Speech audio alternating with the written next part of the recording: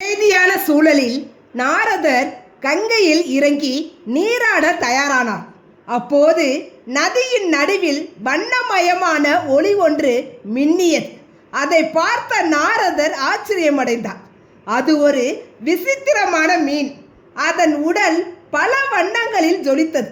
அது மெதுவாக நீந்தி வந்து நாரதரை நோக்கி பார்த்தது. பின்னர் மனிதனைப் போல பேசத் தொடங்கியது. நாரதரே, சௌக்கியமா?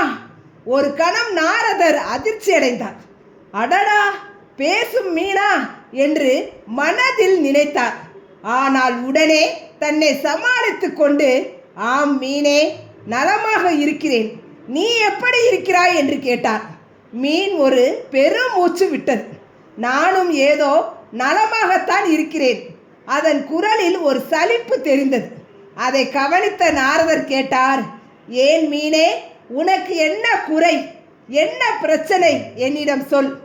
மீன் சிறிது நேரம் அமைதியாக இருந்தது. பின்னர் மெதுவாக சொன்னது, எனக்கு மிகவும் தாகமாக இருக்கிறது. தாகமா என்று நாரதர் புரியாமல் கேட்டார்.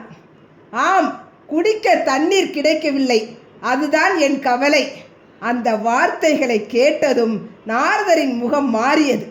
என்ன சொல்கிறாய்? நீ நதிக்குள்ளேயே வாழ்கிறாய். எல்லா பக்கமும் தண்ணீர் இருக்கிறது. அப்படி இருக்க தாகம் என்று சொல்கிறாயே, என்னிடம் விளையாடுகிறாயா என்று சற்று கோபமாக கேட்கிறார். மீன் மெதுவாக சிரித்தது.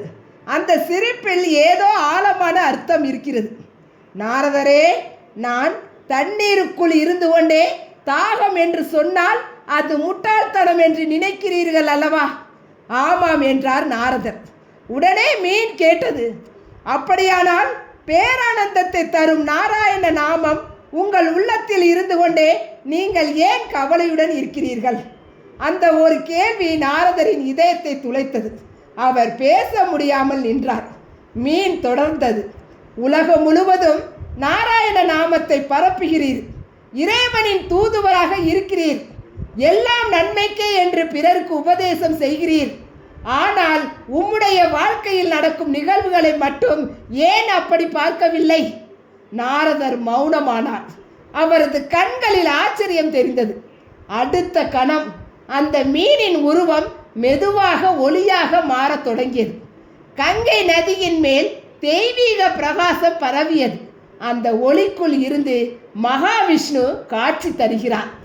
சங்கும் சக்கரமும் தாங்கிய பரந்தாமன் புன்னகையுடன் நின்றார்.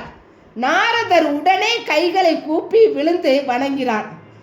அப்போது மகாவிஷ்ணு சொன்னார், நாரதா, நீ செய்யும் செயல்கள் அனைத்தும் இறுதியில் நன்மையில் முடிகின்றன அல்லவா? ஆம் பிரபு. அப்படியானால் ஏன் வருந்துகிறாய்?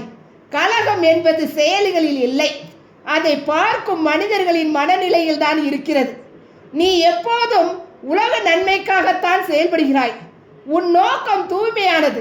அப்படி இருக்க இடையில் நடக்கும் நிகழ்வுகளை நினைத்து ஏன் மனம் கலங்க வேண்டும்? நாரதரின் மனம் மெதுவாக தெளிந்தது. மகாவிஷ்ணு மீண்டும் கூறினார், நீ உலகிற்கு சொல்லும் உண்மையை நீயும் வாழ வேண்டும். என் நாமம் உன்னிடம் இருக்கும்போது உனக்கு ஏன் கவலை?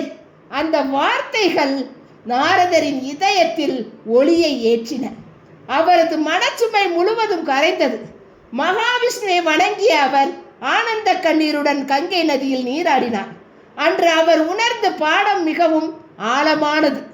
நாமும் பல நேரங்களில் அந்த மீனைப் போலவும் நாரதரை போலவும் இருக்கிறோம். இறைவனின் அருள் நம்மை சுற்றி இருக்கிறது. அன்பான மனிதர்கள் நம்மை சுற்றி இருக்கிறார்கள். வாழ்க்கையில் கிடைத்த ஆசீர்வாதங்கள் ஏராளம். ஆனால் நாம் இல்லாததை பற்றியே கவலைப்படுகிறோம்.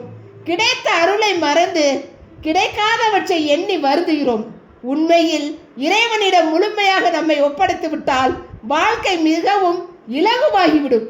எது நடந்தாலும் நன்மைக்கே என்ற நம்பிக்கை வந்துவிட்டால் கவலைகள் தானாகவே குறைந்துவிடும். இந்த கதையின் வாழ்க்கை படம் மிகவும் எளிமையானது. இறைவனை நம்பி வாழுங்கள். உங்கள் கடமையை செய்யுங்கள். முடிவை இறைவனிடம் ஒப்படையுங்கள். அப்போது வாழ்க்கையின் ஒவ்வொரு நிகழ்வும் ஒரு அர்த்தமுள்ள பயணமாக மாறும். என்ன கவலை வந்தாலும் ஒரு முறை மனதார சொல்லுங்கள், நாராயணா நாராயணா. மனம் தானாக அமைதியடையும்.